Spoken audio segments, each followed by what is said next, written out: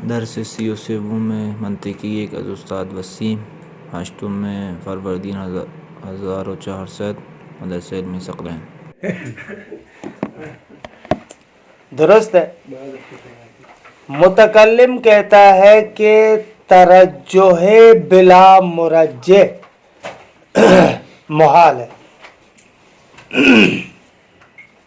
لیکن ترجیح بلا مرجح محال نہیں ہے۔ ایک منٹ ترجح بلا مرجح یعنی علت فاعلی کا انکار، ترجح بلا مرجح یعنی علت فاعلی کا انکار۔ کہتے یہ نہیں ہو سکتا۔ اگر ترجح بلا مرجح محال نہ ہو یعنی جائز ہو تو پھر خدا کو آپ ثابت نہیں کر سکتے، اس بات ثانیہ کا دروازہ بند ہو جائے گا۔ ممکن الوجود کے انشاءاللہ آپ پڑھ بھی چکے ہیں اور پڑھیں گے بھی صحیح۔ ممکن الوجود کسے کہتے ہیں؟ جس کی وجود اور عدم کی طرف نسبت بالسویہ اور برابر ہے۔ ترجح بلا مرجح اگر محال نہ ہو یعنی ممکن الوجود خود بخود وجود میں آ جائے، دونوں طرف برابر ہے نا، اور آپ کہہ رہے اچانک سے ایک طرف گر پڑے ڈھل جائے وجود کی طرف، اور یہ محال نہیں ہے، مرجح کے بغیر ہو جائے، محال ہے نا۔ تبھی تو میں نے کہا نا متکلم کہتا ہے ترجح بلا مرجح محال ہے۔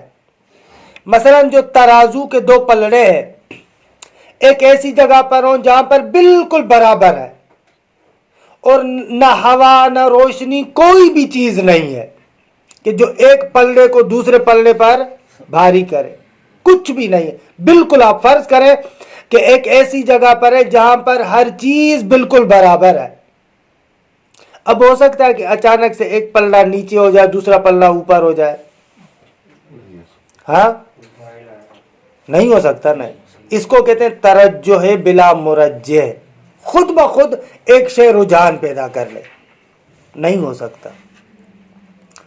ترجیح بلا مرجح کا معنی ہے علت غائی کا انکار۔ کس کا انکار؟ علت غائی کا انکار۔ کہتے ہیں یہ ہو سکتا ہے۔ مثلا پروردگار عالم نے ایک زمانے تک عالم کو پیدا نہیں کیا تھا، درست ہے؟ ایک زمانے تک خدا نے کچھ بھی پیدا نہیں کیا تھا، پھر ایک خاص نقطے سے عالم کا آغاز کیا، درست ہے؟ ایک خاص نقطے سے عالم کا آغاز کیا۔ متکلم کہتا ہے بالکل ایسے ہی ہوا۔ فلسفی پلٹ کر کہتا ہے کیوں اس نقطے سے آغاز کیا، اس سے پہلے کیوں نہیں کیا؟ اس نقطے سے کیوں؟ اس نقطے سے آغاز کیوں کیا، اس سے پہلے کیوں نہیں کیا؟ یہاں پر یہ بحث آتی ہے۔ متکلم کے طرف مرضی ہے، اس کی ترجیح بلا مرجح جائز ہے میرے نزدیک۔ فاعل مختار ہے، فاعل بالقصد ہے، صاحب اختیار ہے، اس کی مرضی ہے۔ جب وہ فاعل بالارادہ ہے اس کی مرضی ہے جہاں سے کرے۔ فلسفی کہتا ہے بابا درست ہے فاعل بالارادہ ہے، لیکن ارادے کے لیے بھی تو مرجح چاہیے نا، آخر کیوں؟ ارادے کے لیے بھی مرجح چاہیے، یہاں سے ہی ارادہ کیوں، اس سے پہلے کیوں نہیں؟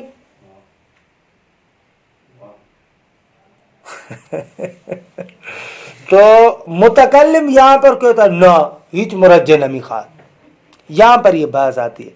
اس جگہ پر متکلم کہتا ہے کہ ہمارے نزدیک ترجیح بلا مرجح جائز ہے۔ فلسفی کہتا ہے کہ نہ ہمیشہ دیکھیں، کیونکہ ترجیح بلا مرجح کے اندر گھسے تو اس کا لازم اس کے اندر سے وہی ترجح بلا مرجح نکلتا ہے۔ یہ دیکھیں انشاءاللہ بعد والے مباحث میں یہ اس وجہ سے یہ بس وہاں پر آتی ہے.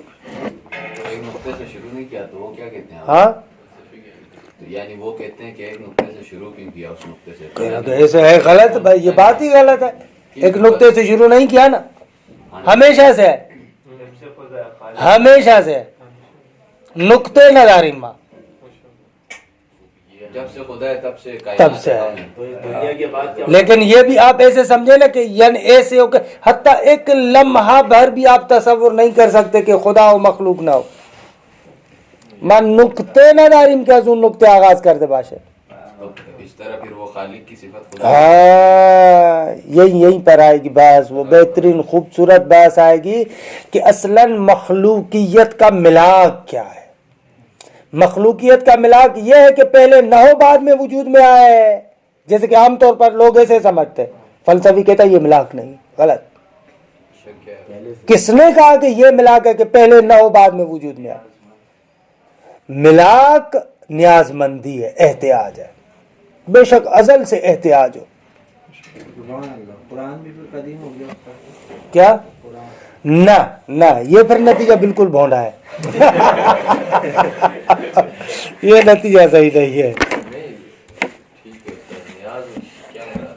انشاءاللہ یہ پھر بدایا میں اب یہ تفصیلی بحث امکان و علت احتیاج امکان ہے یا حدوث ہے، یہ بحث یہی ہے فلسفے کے اندر.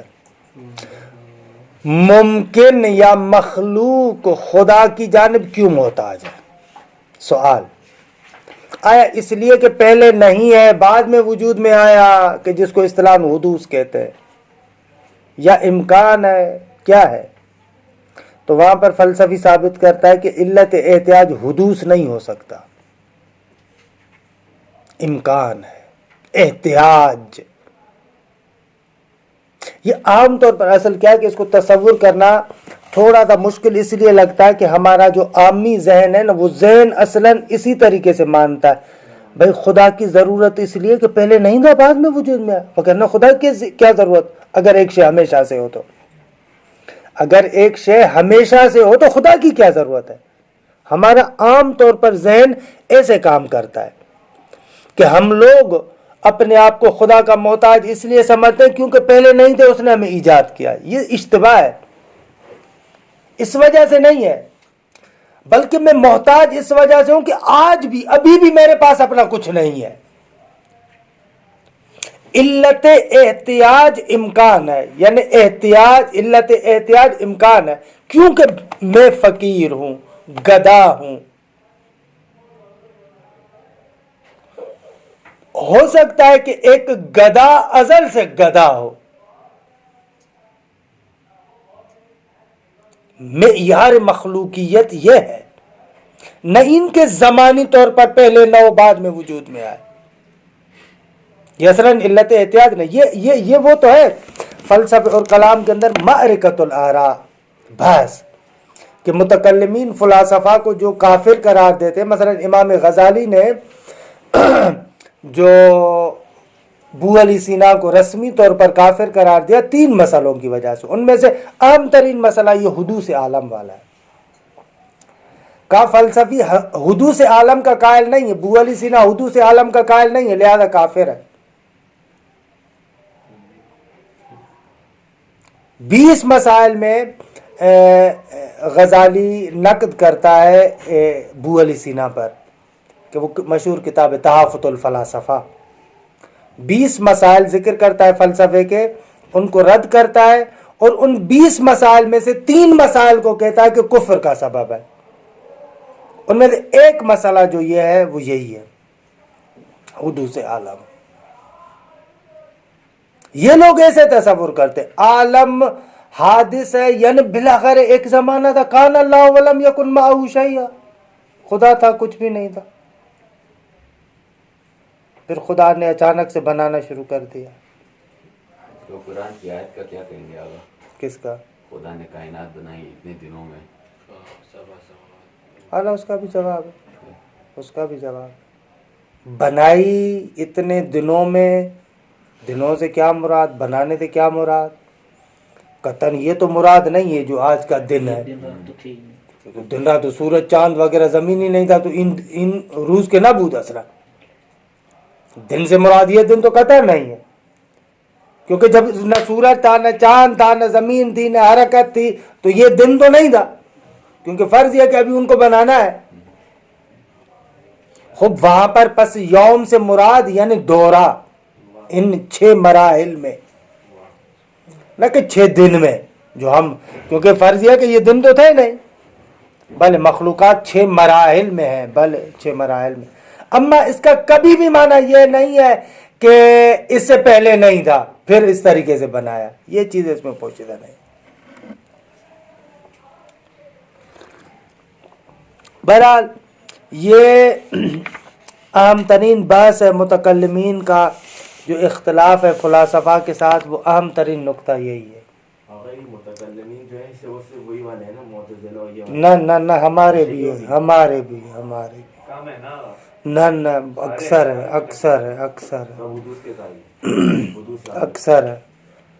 اکثر ہے ادھر بہت کم لوگ ہیں بیچارے،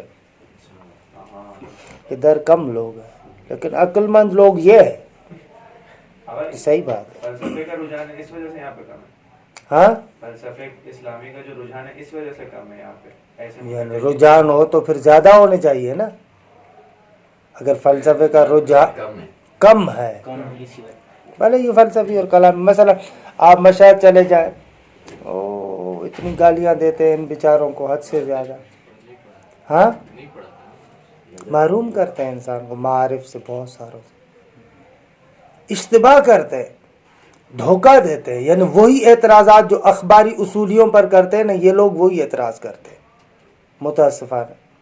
مثلا ایک جو رائج ان کا شبہ ہے، کہتے ہیں کہ بھئی فلسفہ یونانیوں کا علم ہے، ہم کیوں اہل بیت اطہار کو چھوڑیں اور یونانیوں کے پیچھے چلے، وہ بھی دھوکہ دے رہا ہے۔ یہ عیناً اخباری ان کو کہتا ہے کہ بھئی اصول فقہ سنیوں کا علم ہے، اہل بیت کا کلام پڑھا ہوا ہے، کیوں ہم اس کی طرف جائیں؟ اور تاریخی اعتبار سے ایسے علم اصول کیا ہے؟ سنیوں کا ہے، وہاں سے آیا ہوا ہے۔ وہاں پر کیسے کہتے ہیں نہ بابا ہمارا اصول اس سے فرق کرتا ہے، تو بابا یہاں پر بھی اسلامی فلسفہ یونانی فلسفے سے فرق کرتا ہے، دیکھیے یہ کیا بات ہے؟ باؤ کا یجر و بائی لا یجر، کہتے ہیں کہ نہ اصلاً مگر اہل بیت اطہار نے یہ معارف بیان نہیں کیے کیا کہ آپ کو یونانیوں کی ضرورت پڑے، اخباری عیناً یہ کہتا ہے مگر اہل بیت اطہار نے معارف بیان نہیں کیے کہ آپ نے اصول میں 20 سال لگانے، اخباری عیناً یہی کہتا ہے نا، وہاں پر آپ کیسے کہتے ہیں 20 سال آپ کے کہتے ہیں نہ وہ تو ہم اس کی خدمت کرنا چاہ رہے ہیں، سمجھنا چاہتے ہیں، یہ بھی کہتے ہیں ہم بھی سمجھنا چاہتے ہیں، خدمت کرنا چاہتے ہیں۔ یعنی واقعاً جو باقی ایسے دھوکہ دیتے ہیں حد سے زیادہ، یعنی مجھے تو تھوڑا سا عرصہ ہوا ہے، 2.5-3 سال سے میں مختلف گروپوں پر ہوں، بہت زیادہ گالیاں دیتے ہیں، خصوصاً پاکستان کے جو ڈھکو صاحب کے مرید ہیں، وہ مجھے کہتے ہیں صوفی ہیں اولاً، اور پتہ نہیں کیا کیا کہتے ہیں، بہت زیادہ گالیاں دیتے ہیں۔ مشہد کے ہیں بہت سارے، وہ اکثر گالیاں دیتے ہیں، یعنی اتنی موٹی موٹی، سچ میں کہہ رہا ہوں۔ لیکن حقیقت امر یہ ہے کہ وہ بیچارے جاہل ہیں، ترحم آتا ہے، کیونکہ جب ایک چیز کو انسان صحیح طریقے سے، وہ ایسی بات کریں گے جو ان لوگوں کے وہم و گمان میں بھی نہ ہو۔ مثلا ایک مشہور جو چیز جس پر یہ لوگ اکثر اعتراض کرتے ہیں کہ یہ لوگ قائد الواحد کو مانتے ہیں، وہ قائد الواحد کو مانتے، کہا کہ یعنی یہ خدا کو مجبور قرار دیتے، اور یہ پتہ ہے قائد الواحد کو کیسے باطل کرتے ہیں، اللہ ضبط ہو رہا ہے چلے نہ مشکل نظر، حتیٰ خود آغا حائری بزرگوار ایک دن درس میں، کیونکہ یہ بھی فلسفہ وغیرہ پڑھے ہوئے نہیں ہیں، آغا حائری جنہوں نے آپ کو عوامل پڑھائی دی، نہیں یہ آغا حائری تو کہہ رہے یہ قائد الواحد فلسفہ کا غلط ہے، کہتے الواحد لا یصدر عنہ الا الواحد، ایک واحد سے فقط واحد صادر ہو سکتا ہے، کہو نا مثلا گدھا جب آواز نکالتا ہے تو آگے سے بھی آواز نکالتا ہے، پیچھے سے بھی آواز نکالتا ہے، الواحد لا یصدر عنہ الا الواحد غلط ہے، ایک ہے لیکن 2 آوازیں آ رہی ہیں، چلے بھائی قاعدہ الواحد باطل ہو گیا، بات ہے کوئی؟ اس طریقے سے یہ لوگ فلسفی قاعدوں کو باطل کرتے ہیں. یا مثلا آغا محسن کراتی ہمیں پڑھاتے تھے، ایک مرتبہ ایک سیمسٹر ہمارے سطح 4 میں رکھا تھا حجتیہ میں، حالانکہ میں تو اسی ایک جلسے میں گیا تھا، پھر گیا ہی نہیں تھا. تو وہ بتا رہے تھے، کہہ رہے تھے یہ فلاسفہ کیا کہتے ہیں کہ الواحد لا یصدر عنہ الا الواحد، قرآن کہتا ہے کہ نہ، غلط ہے. کیسے؟ حضرت موسیٰ کے ہاتھ میں ایک لاٹھی تھی، ایک پتھر تھا، خدا نے کہا کہ اس لاٹھی کو پتھر پر مارو، فانفجرت منہ اثنتا عشرۃ عینا، 12 چشمے پھوٹ گئے. ایک لاٹھی سے 12 چشمے پھوٹ گئے، ایک چوٹ سے 12 فعل ظاہر ہو گئے. تو آپ کیسے کہہ رہے ہیں کہ الواحد لا یصدر عنہ الا الواحد؟ اب ایسے یہ لوگ، حالانکہ واحد جو یہ لوگ فلسفے میں مانا کرتے ہیں، اصلاً ان کے اعتبار سے یہ واحد نہیں، یہ سب مرکب ہے. واحد یعنی ایک ایسا بسیط من جمیع الجہات کہ جس میں اصلاً ہے سے تکسر نہ ہو. اس اعتبار سے یہ سارے کے سارے مرکب ہیں جن کی تم مثالیں دے رہے ہو، چاہے گدھے والی مثال ہو، چاہے یہ لاٹھی والی مثال ہو، پتھر والی مثال ہو، یہ فلسفی اعتبار سے مرکب ہے. اس جگہ پر یہ قانونی نہیں ہے. لیکن ایسے کیا ہے، ایسے کیا ہے کہ اصل چیز کا پتہ نہیں ہے، پھر اس طریقے سے خداوند متعال واحد من بسیط من جمیع الجہات کے. یہ قاعدہ الواحد وہ ہے، دقیق ہے کہ انشاءاللہ آپ لوگ آگے پڑھیں گے بھی. قرآن مجید جیسے کہتا ہے نا وما امرنا الا واحدہ، قاعدہ الواحد یعنی ہمیں، وما امرنا الا واحدہ، قاعدہ الواحد یعنی ہمیں، اس کے علاوہ کچھ بھی نہیں. لیکن اکثر کیا ہے، یعنی باتوں کو درست نہیں سمجھتے نا، تو اس کا نتیجہ یہ نکلتا ہے. اکثر میں نے دیکھا ہے وہ جو حضرت امیر کا بیان ہے نا کہ الناس اعداء ما جہلوا، اس کے دشمن ہوتے، اکثر و بیشتر ایسے ہے، پتہ نہیں ہوتا. آغا حسن زادہ آمولی ایک بہت اچھی بات کہتے ہیں، بہت اچھی بات کہتے ہیں. کہتے ہیں کہ ان متکلمین کی مثال اس حجام کی مثال ہے کہ جس کے پاس آپ بال بنوانے گئے اور آپ نے کہا کہ آپ کی ابرو درست کرے، وہ آپ کے ابرو درست کرنے کے چکر میں آپ کی آنکھ پھوڑ دے، وہ کینچی آپ کی آنکھ میں مار دے. کہا کہ ہمارے متکلمین بھی ایسے ہیں خداوند متعال کے مورد میں، خدا کے ارادے اور اختیار کو ثابت کرتے کرتے خدا کو بخیل بنا دیتے. میخاد ابرو درست کنے چشم را کورمی کنے. بھائی اگر آپ کہیں کہ ایک زمانہ ایسا تھا کہ اس سے پہلے خدا نے کچھ بھی خلق نہیں کیا تھا، یعنی نعوذ باللہ بخیل تھا، بھئی کیوں نہیں اس زمانے سے پہلے خلق کیا؟ جب خلق کر سکتا ہے، فیض دے سکتا ہے، دینا بھی چاہتا ہے، تو کیوں نہ دے؟ خدا کے ارادے کو ثابت کرنے کی وجہ سے ادھر سے آپ خدا کے جوادیت، جود و سخا و فیاضیت کا بیڑا گھر کر دیتے. اس کو آغا حسن زادہ کہتے ہیں کہ میخا چشم رو درست کنے، چشم رو میخا ابرو درست کنے، چشم رو کورمی کنے. اسے ایک مشاہدی تھا، بحث کر رہا تھا، اس کو میں نے کہا تو حجام ہے. غصے ہو گیا بہت زیادہ. خلاصے آئے بھائی کتاب کی طرف آئے، ٹائم زیادہ نکل گیا. آج یہ بحث تو پوری کرے.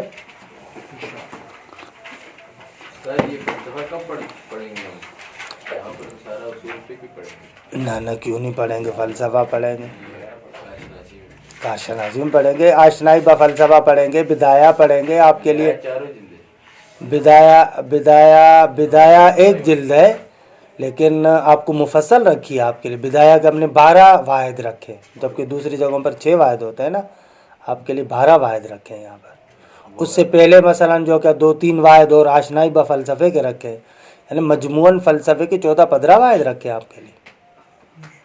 یعنی اس کو ہم نے خود محسوس کیا ہے کہ حتماً خوب بحث ہے. اور دوسرا یہ کہ منطق درست ہے، ہم یہاں پر آپ کو فلسفہ نہیں پڑھا رہے، لیکن اسی طرز پر لے کر چل رہے ہیں، خشک منطق نہیں لے کر چل رہے، آہستہ آہستہ آہستہ تھوڑا بہت. اور یہ قصے، یہ کہانیاں وغیرہ آپ کو بتا رہے ہیں تاکہ اس وادی سے بھی تھوڑا سا آشنا کریں. بہت پیاری وادی. اور واقعاً جو بندہ یعنی قسم سے اگر معارف میں انسان کام کرنا چاہتا ہے نا تو آقا یہی واحد طریقہ ہے. وگرنہ اگر اس وادی میں کام نہ کرے معارف میں بالکل ایسے ہی ہے, پیادہ ہے, پھر بڑے بڑے بھاشن دے گا, بس یہاں پر یہ ہے کیا ہے کچھ پتہ نہیں, ایسے ایسے بس کہے گا. خوب مفرد کے اقسام آغا آپ لوگ ادبیات میں پڑھ چکے ہیں کہ آپ ادبیات میں کہتے ہیں کہ کلمہ یا اسم ہے یا فعل ہے یا حرف ہے. ہم یہاں پر کہتے ہیں مفرد یا کلمہ ہے یا اسم ہے یا ادات ہے. فعل کا نام ہم نے کلمہ رکھا, حرف کا نام یہاں پر ادات رکھا.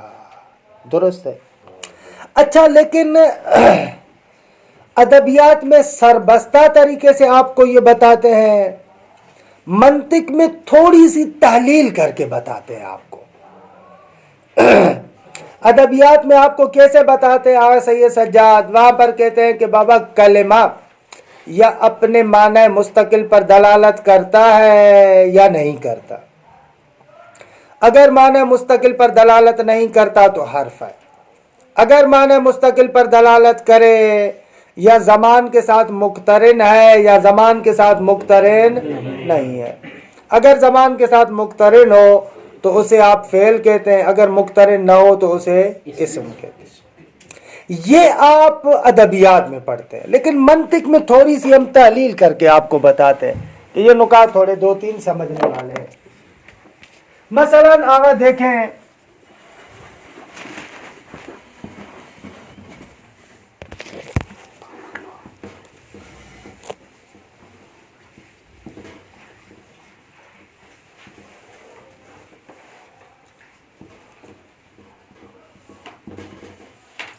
دیکھیں آگا یہ کتب یکتب اکتب, درست ہے آگا, درست ہے.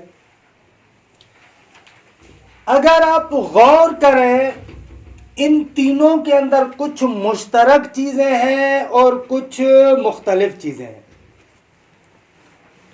مثلا مشترک مابل اشتراک جسے کہتے ہیں, مابل اشتراک ہے نا وہی جو مشترک شے ہے. ان کے اندر مابل اشتراک ایک تو وہ یہ حروف اصلی ہے نا,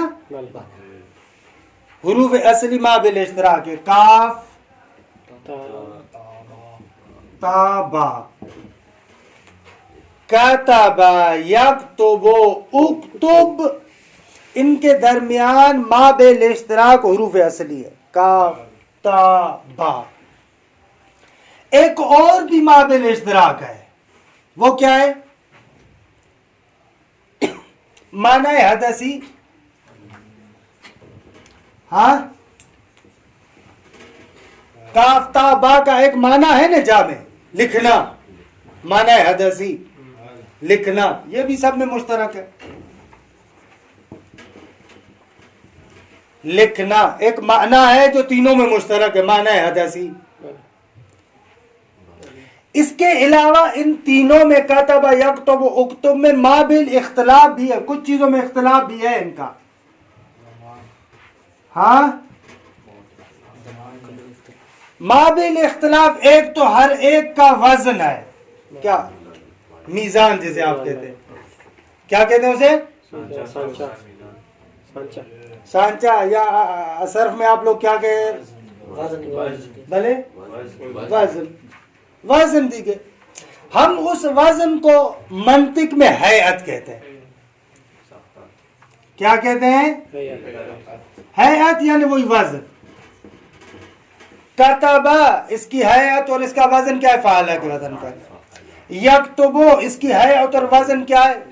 یفعلو کے وزن پر. اکتب اس کی ہیئت اور وزن کیا ہے؟ افعل. پس اس بات میں مختلف ہے. کتب یکتب اکتب, ہر ایک کی جدا کرنا حیات ہے. کتب یکتب اکتب کے جو حروف اصلی ہے اس کو ہم کہتے ہیں مادہ. کیا؟ وہ جو حروف اصلی ہے اس کو ہم کیا کہتے ہیں؟ مادہ. اور یہ جو اس کا وزن ہے اس کو ہم کہتے ہیں ہیئت. یہ مادے کے اعتبار سے ایک معنی مشترک پر دلالت کرتا ہے. مادے کے اعتبار سے کس پر دلالت کرتا ہے؟ معنی مشترک پر. ہیئت کے اعتبار سے بھی ایک معنی خاص پر دلالت کرتا ہے. ہیئت کے اعتبار سے بھی معنی خاص پر دلالت کرتا ہے. وہ کون سا معنی ہے؟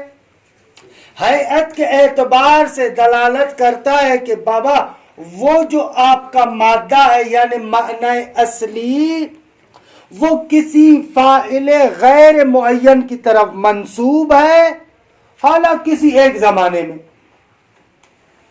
کتبہ کا مادہ دلالت کرتا ہے معنی حدثی پر، لکھنے پر، لیکن یہ جو ہیئت فعل ماضی ہے فعلا، یہ ہیئت دلالت کرتی ہے کہ یہ جو مادے والا معنی ہے یعنی لکھنا وہ منسوب ہے ایک فاعل غیر معین کی طرف کسی معین زمانے میں، اور یہ اسناد بھی نسبت تامہ ہے. درست ہے؟ کتبہ یعنی اس نے لکھا.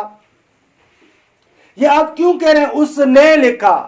اس نے فاعل غیر معین، لکھا زمان ماضی، اور یہ اسناد بھی اسناد تامہ ہے کہ بلاخر جملہ تامہ بن جاتا ہے اس اسناد سے. اس نے لکھا، اس نے مارا، اس نے کھایا. روشن ہوا؟ پس فعل کی جب ہم آ کر تحلیل کرتے ہیں تو یہ نظر آتا ہے کہ فعل کے اندر یا مادہ ہے یا ہیئت ہے. مادے کے لحاظ سے ایک معنی مستقل پر دلالت کرتا ہے جیسے لکھنا، اور ہیئت کے لحاظ سے کس بات پر دلالت کرتا ہے؟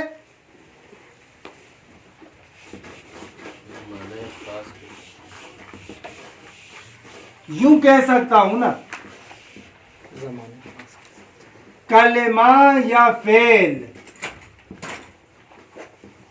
کیا ہے؟ جو مادے کے لحاظ سے معنی مستقل پر دلالت کرتا ہے. معنی مستقل وہی معنی حدثی کہ جس کو ہم کہہ رہے تھے لکھنا کتبہ کے مورد میں. درست ہے آقا؟ جو مادے کے لحاظ سے معنی مستقل پر دلالت کرے اور ہیئت کے لحاظ سے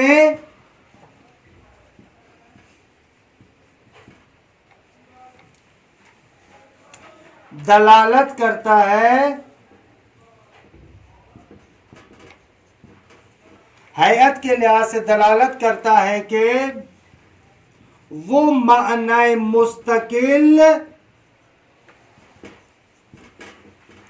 منسوب ہے ایک فاعل غیر معین کی طرف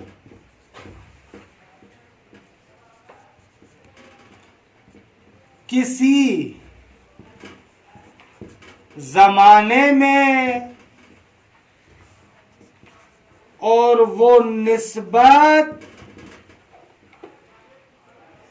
بھی نسبت تامہ ہو.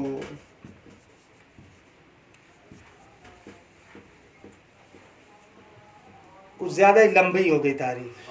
یہ کہتے ہیں فاعل غیر معینہ، جیسے اب اکتب بولے اس میں تو مشخص ہے نا فاعل بھی. کوئی بھی تم، کوئی بھی تم. درست ہے؟ درست ہے آقا؟ بس دیکھیں آپ، کتبہ کا ایک مادہ ہے کتابت، یہ معنی مستقل ہو گیا، اور دوسری ہیئت ہے کتبہ. یہ ہیئت چند نقطوں پر دلالت کرتی. ایک کہ یہ کتابت منسوب ہے ایک فاعل غیر معین کی طرف کسی خاص زمانے میں، ماضی کو بیان کر رہا ہے یہ، اور اسی طریقے سے یہ نسبت بھی نسبت ہے تامہ. درست ہے؟ یہ ہمارے نزدیک فعل بنتا ہے. پس منطق کے اندر جب اعلی ادبیات میں بھی یہی مراد ہوتا ہے، لیکن منطق میں ہم نے تھوڑی سی تحلیل کی ہے، کھولا ہے. اسم اس طریقے سے نہیں ہوتا. ایسے نہیں ہوتا کہ اسم مادے کے لحاظ سے ایک معنی پر دلالت کرے اور ہیئت کے لحاظ سے پھر کسی خاص معنی پر دلالت کرے. خاص معنی بھی اس طریقے کا نہ. زیدون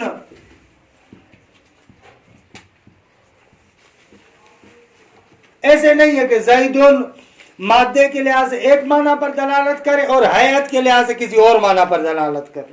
نہ، زیدون مادے اور ہیئت پورے کے لحاظ سے ایک ہی معنی پر دلالت کرتا ہے. درست ہے؟ صحیح کہہ رہا ہوں یا غلط؟ اشکال نہیں کر رہے آپ لوگ؟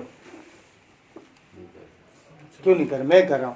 پھر ضاربون اسمایا نہیں ہے.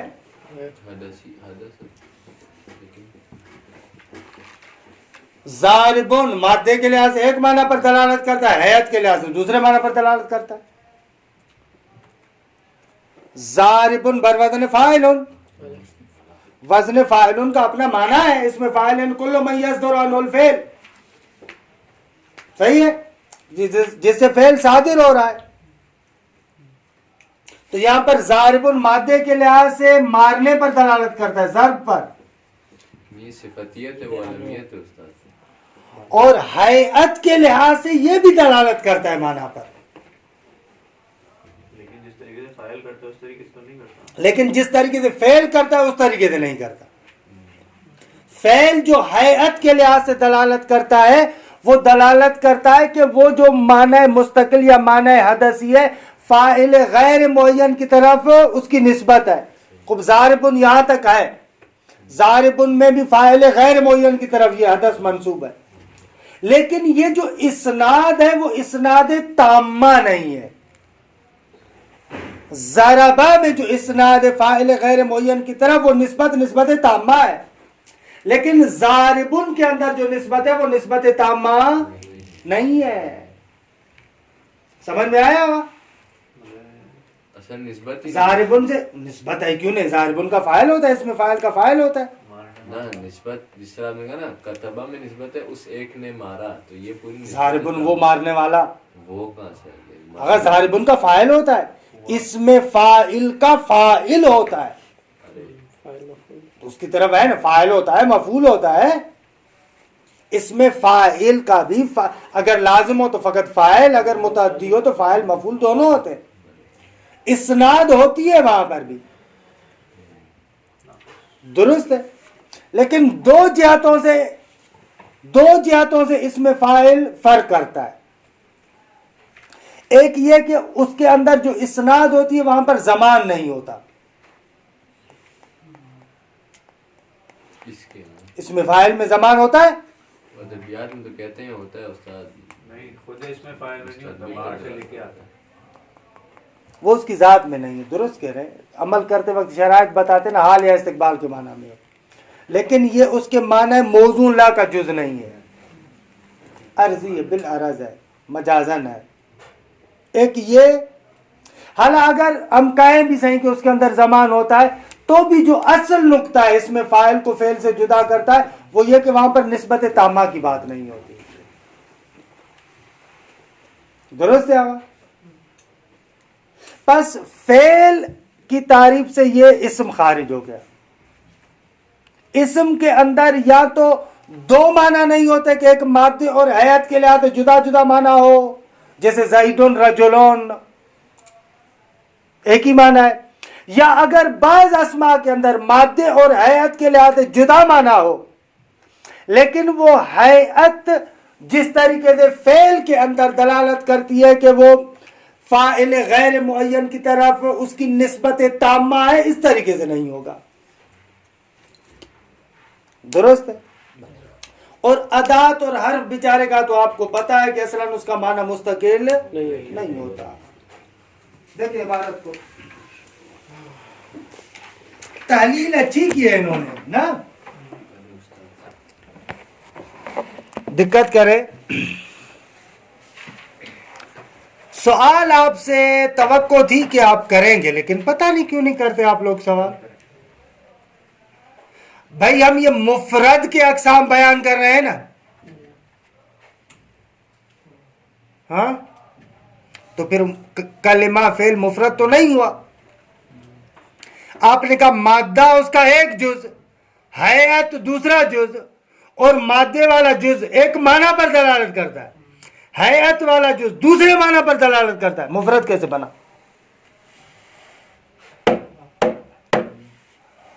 مفرد کیسے بنا؟ ہاں نا، ہم نے مفرد کی منطق میں تعریف کی. آغا جان کیا تعریف کی؟ کہ لفظ کا جز معنی کے جز پر دلالت نہ کرے، لیکن یہاں پر لفظ کا جز ہے، معنی کے جز پر دلالت، اور کہہ رہے کہ ہے مفرد کے اقسام.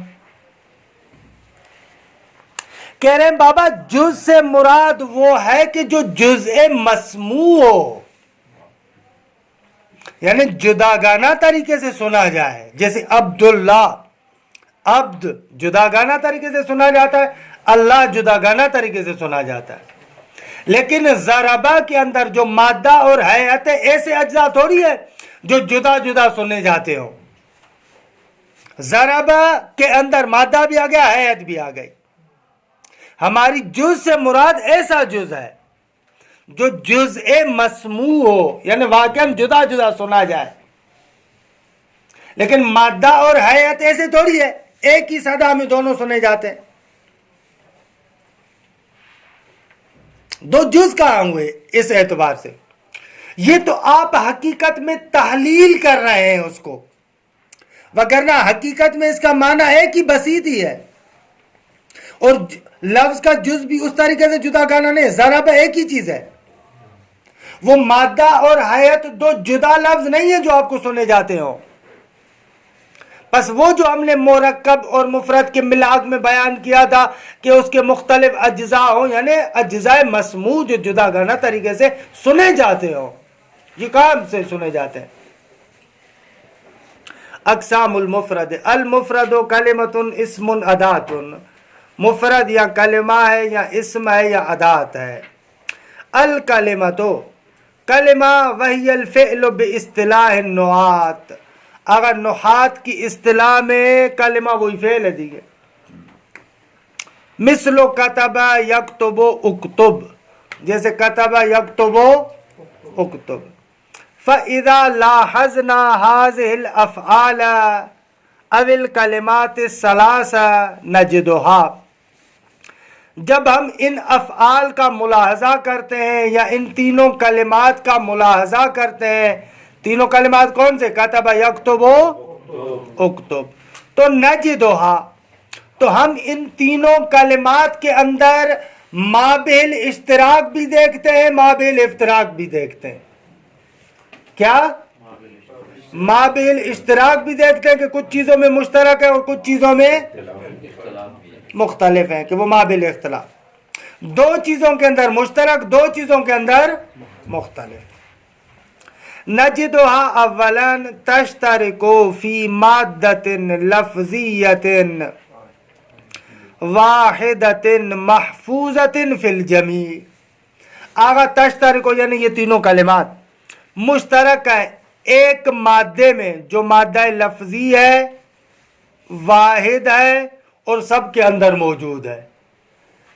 کاف تا با، درست ہے، سب کے اندر موجود ہے. ہی الکاف فالتاء فالباء. وتشترک ایضاً دوسرا مابعل اشتراک فی معنی واحد، ایک معنی کے اندر تینوں مشترک ہے. وَهُوَ معنی الکتابت، یہ وہی معنی کتابت لکھنا. وَهُوَ معنی مستقل فی نفسہ. آگا یہ معنی مستقل ہے. معنی مستقل فی نفسہ ہے یعنی آپ خود سے اس کو تصور کر سکتے ہیں، آپ کے ذہن میں قابل تصور ہے، بالتنائی قابل تصور ہے. یہ جو آپ منطق میں ادبیات میں پڑھ چکے ہیں کہ حرف غیر مستقل ہے، یعنی غیر مستقل بالمفہومیت، خود آپ اس کو تصور نہیں کر سکتے، جبکہ یہ مستقل ہے یعنی آپ خود اس کو تصور کر سکتے ہیں. خوب یہ ہو گیا مادہ اشتراک، ما بل اشتراک. وثانیاً اور آگا ان تینوں کلموں میں ما بل اختلاف بھی ہے. تفترقو فی حیاتہ اللفظیہ، اپنی لفظی حیاتوں میں، حیات یعنی وزن، درست ہے آگا؟ ہر ایک کا وزن جدا ہے. کتب، فعل، یکتب، یفعل، اکتب، افعل. فإن لكل منها حیئة تخصها، ان تینوں افعال میں سے ہر ایک کے لیے حیئت ہے کہ تخصها جو انہی کے ساتھ مخصوص ہے.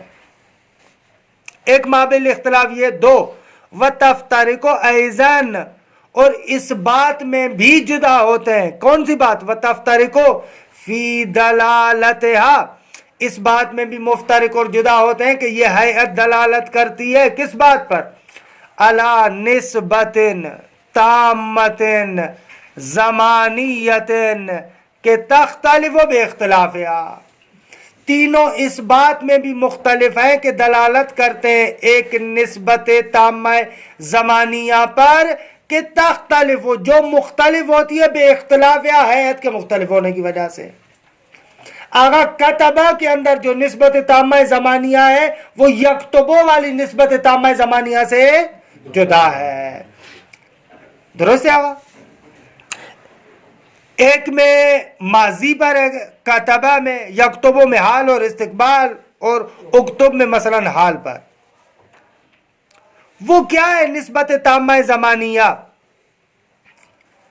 یہ جو دلالت کرتی ہے حیات ایک نسبت تامہ زمانیہ پر کہ جو نسبت تامہ زمانیہ مختلف ہوتی ہے حیات کے مختلف ہونے سے، اس کو کھول رہے ہیں. وَهِيَ نسبت ذَلِكَ الْمَعْنَى الْمُشْتَرَكِ فِيهَا، فرماتے ہیں وہ یہ ہے کہ وہ جو معنی مستقل ہے اور تینوں کے درمیان مشترک ہے. المشترک فِيهَا، فِيهَا یعنی فی الکلمات الثلاث، وہ معنی مشترک یا جس کو میں نے کہا معنی حدثی جو تینوں کے درمیان مشترک ہے، اس کی نسبت دی گئی ہے الی فاعل ما.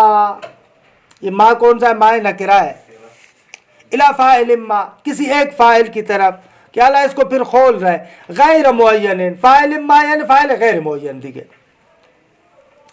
فی زمان معین من الازمنہ، زمانوں میں سے کسی ایک زمانے معین میں. فَكَتَبَ تَدُلُّ عَلَى نِسْبَةِ الْحَدَثِ إِلَى فَاعِلٍ مَا، کتبہ دلالت کرتا ہے کہ یہ جو حدث یعنی وہی معنی مشترک، کتابت، ضرب، جو بھی آپ بنائیں. درست ہے؟ یہ جو حدث ہے یعنی لکھنا وغیرہ، یہ کیا ہے؟ منسوب ہے الی فاعل ما، کسی ایک فاعل کی طرف. درست ہے آگا؟ واقعۃ فی زمان، آغا سید سجاد کیا کر رہے ہیں؟ توجہ سے سنیں نا میری جان، ابھی میں ترجمہ کروا رہا ہوں آپ سے. واقعۃ فی زمان مضی، کہ وہ کیا، وہ کس کی صفت واقع ہوگا؟ نا تدل علی نسبت الحدث الی فاعل ما، اور واقعۃ فی زمان مضی، اور وہ حدث واقع ہوا ہو زمان گزشتہ کے اندر. درست ہے؟ اس کو بیان کر رہا ہے نا کتابہ اسی کو بیان کر رہا ہے کہ بابا یہ جو معنی حدثی کتابت ہے وہ منصوب ہے ایک فاعل غیر معین کی طرف کہ جو گزشتہ زمانے میں واقع ہو چکا ہے. یہ بیان کرنا چاہ رہے ہیں. وَيَكْتُبُ عَلَى نِسْبَةِ تَجَدُّدِ الْوُقُوعِ، یکتب دلالت کرتا ہے کہ یہ وقوع متجدد ہو رہا ہے، بار بار ہو رہا ہے. درست ہے؟ یضربو، یہ اسی وجہ سے بلاغت میں انشاءاللہ آپ پڑھیں گے کہ استمرار اسی وجہ سے، وگرنہ اصل اس کا معنی موزون لا استمرار نہیں، معنی اس کا ہے تجدد وقوع. درست ہے؟ یہ تجدد وقوع زمان حال میں یا استقبال میں یعنی ہوتا رہتا ہے. کانا یقولو کہتے تھے، یا یقولو میں بھی کہتے ہیں، یہ ہونے کا معنی اس کے اندر متجدد ہے اور اس سے بہت زیادہ استفادہ کرتے. ایک بات ہے کہ شب قدر آیا فقط پیغمبر کے زمان کے ساتھ مخصوص تھی یا قیامت تک چلنے والی ہے؟ تو وہاں پر مرحوم علامہ طباطبائی کہتے ہیں تا روز قیامت چلنے والی ہے. دلیل آگا کہتے ہیں دلیل تنزل الملائکہ. تو یہ تنزل اصل میں تتنزلو ہے. تتنزلو فعل مضارع ہے اور یہ فعل مضارع تجدد وقوع پر دلالت کرتا ہے.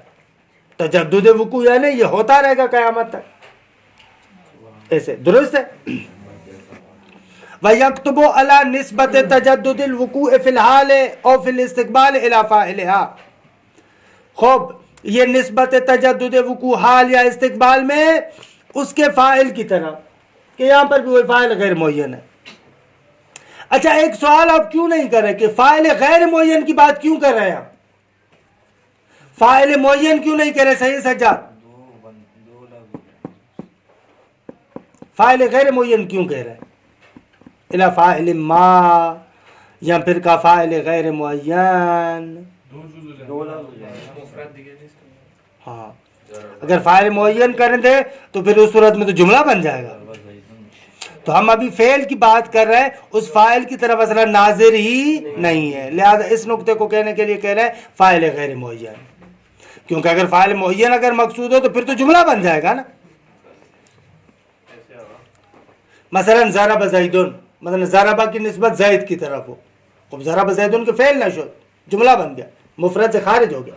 جیسے اکتب لکھ رہے ہیں اس میں فاعل تو موجود ہے لیکن اس فاعل کی طرف اصلا ناظر ہی نہیں ہے, تبھی ہم نے کہا کہ فاعل معین نہ فاعل غیر معین. فاعل غیر معین اسی نقطے کی جانب اشارہ. فاکتب علی نسبت طلب الکتابت فی الحال من فاعل ما, اور اکتب دلالت کرتا ہے کہ بابا طلب کتابت کی نسبت دی گئی ہے زمان حال میں من فاعل ما, کسی بھی ایک فاعل کی جانب سے. ومن هذا البیان نستطیع, آگا اس بیان سے ہم لوگ میتونیم قدرت پیدا کرتے ہیں. کس بات کی؟ کہ ان نستطیع ان نستنتج, قدرت پیدا کرتے ہیں کہ نتیجہ لے. کون سا نتیجہ؟ یہ کہ ان المادۃ التي تشترک فيها الکلمات الثلاث تدل على المعنى الذي تشترک فيه. آغا اس بیان سے ہم نتیجہ لیتے ہیں کہ وہ مادہ کہ جس مادے میں تینوں کے تینوں کلمات مشترک ہیں وہ مادہ دلالت کرتا ہے, تدلو کا فاعل مادہ ہے, وہ مادہ دلالت کرتا ہے علی المعنی الذی تشترک فیہ, اس معنی پر کہ جس معنی میں یہ کلمات سارے کے سارے کیا ہے؟ مشترک ہیں. ہم نے جو بیان کیا اس سے پتا چلا وہ جو مادہ ہے یعنی کاف تا با, درست ہے, یہ جو مشترک ہے یہ مادہ مشترک ایک معنی مشترک پر دلالت کرتا ہے, لکھنا, جو تینوں افعال کے اندر موجود ہے. انہوں میں قائم بگی ان المادۃ التی تشترک فیہا الکلمات الثلاث, وہ مادہ کہ جس میں تینوں کلمات یعنی کتب یکتب اکتب مشترک ہے, یہ مادہ تدل دلالت کرتا ہے علی المعنی الذی تشترک فیہ, یعنی لکھنا اس معنی پر کہ جس معنی میں یہ تینوں مشترک ہے. ایک یہ نتیجہ. دو, وَأَنَّ الْحَيْئَةَ الَّتِي تَفْتَرِقُ فِيهَا وَتَخْتَلِفُ تَدُلُّ عَلَى الْمَعْنَى الَّذِي تَفْتَرِقُ فِيهِ وَيَخْتَلِفُ فِيهَا. آغا حیعت کے اعتبار سے عبارت ایسے ہی ہے نا آپ کے پاس بھی, وَأَنَّ الْحَيْئَةَ الَّتِي تَفْتَرِقُ فِيهَا, وہ حیعت کے تفترق فاعل کیا ہے؟ جو لتی کی طرف گیا تھا نا, التی, وہ تو ہاں ہے نا, صحیح کہہ رہے ہیں. حیات پہ جائے گا نا استاد, وہ تو حیات کی طرف تو فی کلمات ثلاث میری جان. وَأَنَّ الْحَيْئَةَ کہ الَّتِي تَفْتَرِقُ کلمات ثلاث فیہا, اس حیات میں ایسے ہاں نا بابا, یہ کلمات ثلاث جو اس حیات میں مختلف ہے, تفترق فیہا و تختلف, کیا الگ وہی ہے, عطف تفسیری ہے. یہ حیات ان الحیات تدل علی المعنی, یہ حیات دلالت کرتا ہے معنی پر. کون سا معنی؟ الذی تفترقو فیہ، اس معنی پر کہ جس معنی میں یہ ایک دوسرے سے مختلف ہے، کیونکہ ہیئت کے اعتبار سے جس معنی پر دلالت کرتے ہیں جدا ہے ایک دوسرے سے. کتبہ کی ہیئت ایک معنی پر دلالت کر رہی، یکتبو کی ہیئت ایک دوسرے معنی پر دلالت کرتی ہے، اور اسی طریقے سے اکتب کی ہیئت ایک جدا گانا معنی پر دلالت کرتی ہے. وَأَنَّ الْحَيَّةَ تَدُلُّ عَلَى الْمَعْنَى الَّذِي تَفْتَرِقُ فِيهِ، کہ یہ تینوں کلمات اس معنی میں ایک دوسرے سے کیا ہے؟ مختلف ہیں. وَيَخْتَلِفُ فِيهَا، اور وہ معنی ان تینوں میں مختلف ہے. عبارت میں تھوڑا سا تفنن کیا ہے آغا نے. وہ تینوں کلمات اس معنی میں مختلف ہیں اور وہ معنی ان تینوں کلمات میں مختلف ہے. روشن شد؟ یہ آپ کو جگانے کے لیے انہوں نے عبارت ایسے لکھی، وقت مطلب ایک ہی ہے، کوئی فرق نہیں پڑتا. وَعَلَيْهِ، یسے ہو تعریف الکلمت بِأَنَّهَا، اس بنا پر کلمے کی یوں تعریف کرنا ممکن ہے. اللفظ المفرد الدال بمادته على معنى مستقل فی نفسه، کلمہ وہ لفظ مفرد ہے جو اپنے مادے کے اعتبار سے دلالت کرتا ہے اس معنی پر کہ جو فی نفس ہی مستقل ہے. الدال بمادته معنی مستقل پر، وبہیئته یعنی الدال بہیئته، اور اپنی حیت کے اعتبار سے دلالت کرتا ہے علی نسبت ذالک المعنی الی فاعل لا بعینہ نسبتا تامتا زمانیتا، اور اپنی حیت کے اعتبار سے دلالت کرتا ہے کہ آغا وہ معنی یعنی وہی معنی مستقل فی نفسی، معنی حدثی منصوب ہے ایک فاعل غیر معین کی طرف، البتہ نسبت تامہ زمانیہ کے لحاظ سے. درست ہے آغا؟ وَبِقَوْلِنَا نِسْبَةً تَامَّةً تَخْرُجُ الْأَسْمَاءُ الْمُشْتَقَّةِ، آغا ہم نے کہا کہ نسبت تامہ، اس سے اسماء مشتقہ خارج ہو گئے. اسماء مشتقہ کا اسم الفاعل والمفعول والزمان والمکان یہ نسبت تامہ نہیں رکھتے. فَإِنَّهَا تَدُلُّ بِمَادَّتِهَا عَلَى الْمَعْنَى الْمُسْتَقِلِّ، ضاربون، کاتبون، مکتوبون مادے کے لحاظ سے معنی مستقل پر دلالت کرتے ہیں. وَبِحَيَاتِهَا، فاعلن کی حیات، مفعولن کی حیات، مثلا وہ حیات کے لحاظ سے دلالت کرتے علی نسبت الی شیء، کہ ایک شے کی جانب نسبت ہے، لا بعینہ، وہ شیء غیر معین ہے.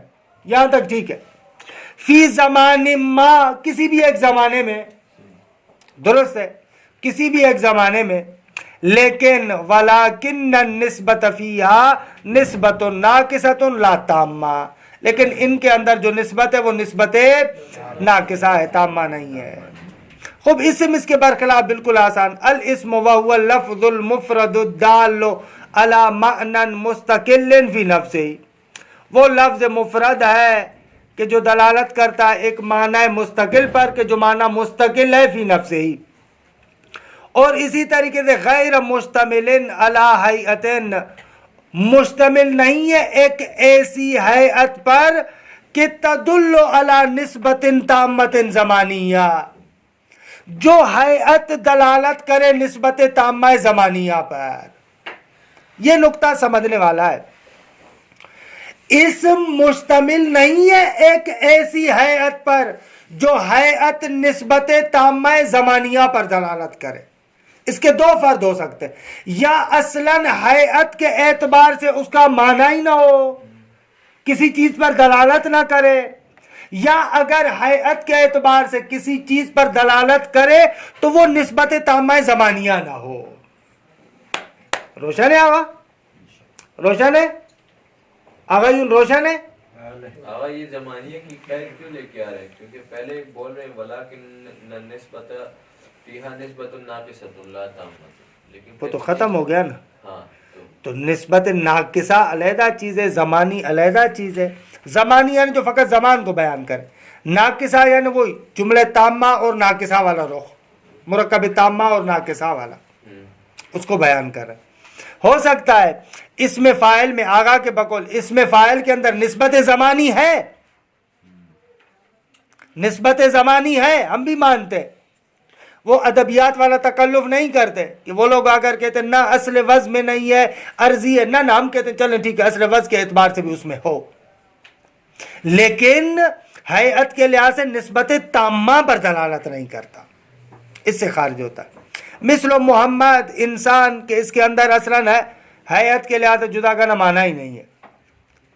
کاتبون، سؤالون، نعم، یہ ساری مثالیں اس کے لیے، نہ کاتبون سؤالون تک ہے، نام سے آگے چلتے کہتے ہیں نام قد یشتملو علی ہیئت تدل علی نسبت ناقصہ، بلے کبھی کبھار اسم کے اندر ایک ہیئت ہوتی ہے جو دلالت کرتی ہے نسبت ناقصہ پر، کاسماء الفاعل والمفعول والزمان ونحوها کما تقدم، بلے لأنها تدل علی ذات کہ لہا هذه المادہ، کیونکہ اس میں فاعل دلالت کرتا ایک ذات پر کہ جس کے لیے یہ مادہ ثابت ہے، ضاربن یعنی من ثبت له الضرب، ایسے ہی ہے نا، تو بس ہیئت کے لحاظ سے نسبت پر دلالت ہے لیکن وہ نسبت ناقصہ ہے۔ الادات وہی الحرف باصطلاح النحات، کیونکہ کل چھٹی ہے نا، 2 منٹ دے دے مجھے۔ الادات وہی الحرف باصطلاح النحات، ادات وہی نحویوں کی زبان میں جسے آپ حرف کہتے ہیں، وہو یدل علی نسبت بین طرفین، دلالت کرتا ہے 2 طرفوں کے مابین نسبت پر، مثل فی الدالت علی نسبت ظرفیہ کہ یہ لوگ آپ پڑھ چکے، وعلی الدالت علی نسبت الاستعلائیہ ادبیات میں پڑھ چکے، وحل الدالت علی نسبت الاستفہامیہ، والنسبت دائما غیر مستقلۃ فی نفسها، یہ دیکھیں پڑھا ہے آپ نے ابھی نسبت ہمیشہ کیا غیر مستقل ہوتی ہے، اس کے لیے اطراف چاہیے، 2 طرف چاہیے، لأنها لا تتحقق الا بطرفیہا، پس فالادات تعرف بانها، حرف کی تعریف یوں ہوگی اللفظ المفرد الدال علی معنی کہ غیر مستقل فی نفسہ ہی، کہ جو مستقل فی نفسہ ہی نہ ہو۔ اگر افعال ناقصہ ادبیات کے اندر فعل ہوتا ہے لیکن ہم جو منطقی حضرات ہیں ہمارے نزدیک وہ ادات ہے اور حرف ہے، کیونکہ افعال ناقصہ پر وہ جو فعل کی ہم نے تعریف کی ہے نا فٹ نہیں ہوتی، یہ تھوڑا سا آپ خود تأمل کیجئے گا۔